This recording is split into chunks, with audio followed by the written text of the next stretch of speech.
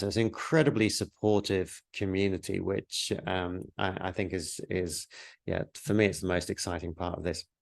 There's tons and tons of case studies, interviews with experts, all that stuff on YouTube channel where you can kind of see lots and lots of stories of people that have done well.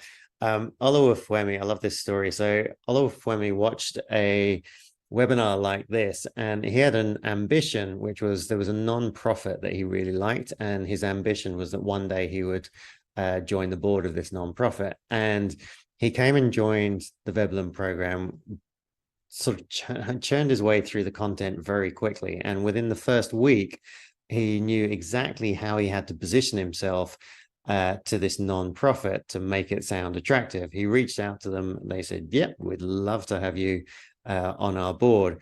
He updated his LinkedIn profile and said, wow, I've just been with Veblen less than a week and I've already got a seat on this non-profit board. Everyone said, wow, congratulations, congratulations. And another nonprofit saw his post and reached out to him and said, oh, we didn't know you did board seats. Would you be interested in sitting on our board seat as well? So he ended up sitting on 2 nonprofits within 2 weeks of joining Veblen, which I think is still a record.